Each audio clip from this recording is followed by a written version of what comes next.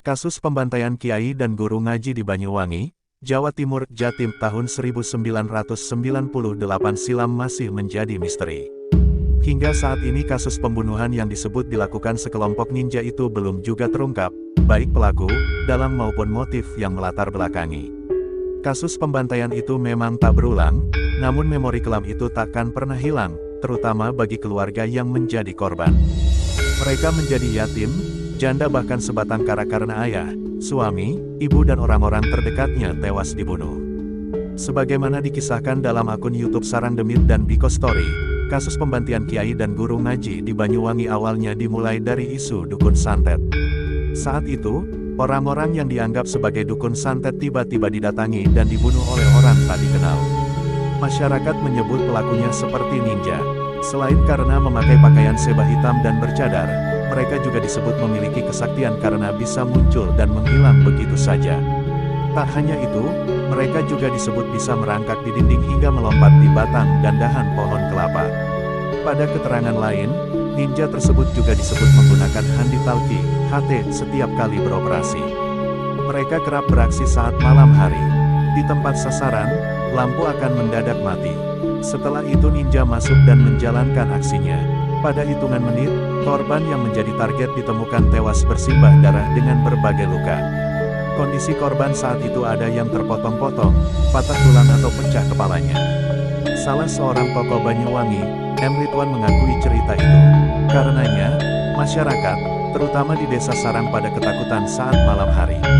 Sebab, biasanya pada jam itu ninja muncul.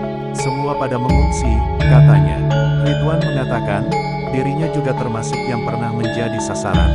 Dia menceritakan, bagaimana saat malam hari di atap rumahnya tiba-tiba muncul suara orang berjalan. Tapi pas dilihat tidak ada apa-apa. Lalu muncul lagi di atas pohon kelapa. Pokoknya mencekam sekali, ujarnya. Menurut beberapa catatan, pembunuhan pertama kali terjadi pada Februari tahun 1998. Namun, pada bulan berikutnya korban yang tewas justru bertambah banyak. Ironisnya, mereka yang tewas ternyata bukan hanya orang-orang yang disebut memiliki ilmu hitam atau santet, tetapi justru para kiai dan guru ngaji. Pasca kejadian itu, Bupati Banyuwangi Purnomo Sigit, kala itu mengeluarkan radiogram. Isinya menyerukan kepada aparat pemerintahan untuk mendata dan melakukan pengamanan terhadap beberapa tokoh, terutama kiai dan guru ngaji. Namun, yang terjadi justru sebaliknya, pembantaian justru semakin brutal. Setiap hari korban yang tewas justru bertambah banyak, antara 2 hingga 9 orang. Beberapa di antara mereka adalah tokoh-tokoh yang sempat masuk dalam pendataan. Itu sebabnya, Purnomo Sigit kala itu banyak mendapat protes. Bahkan, sekelompok masyarakat juga meminta kepada Bupati untuk mundur dari jabatannya. Sebab, informasinya, radiogram Bupati itu justru menjadi petunjuk bagi para ninja untuk mendatangi target dan melakukan pembantaian. Santri disenjatai bambu kuning. Pasca peristiwa itu, situasi semakin genting. Sebab, korban terus berjatuhan, tanpa bisa dikendalikan. Khawatir, akan banyak kiai yang menjadi korban, sejumlah pesantren pun menghimpun kekuatan. Mereka menggembleng para santri dengan ilmu kanuragan. Selain itu, mereka juga dipersenjatai dengan bambu kuning yang telah diberi doa. Tujuannya agar mereka siap sewaktu-waktu menghadapi ninja yang datang.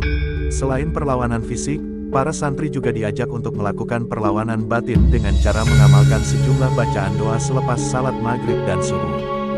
Tujuannya, mereka terhindar dari serangan ninja yang membabi buta. Upaya para santri ini pun diikuti oleh masyarakat. Mereka berbondong-bondong mencari bambu kuning, lalu membawanya kepada kiai yang dianggap alim untuk didoai. Waktu itu, tetangganya saya banyak yang ikut. Saya pernah diajak, tapi tidak mau. Saya pasrah.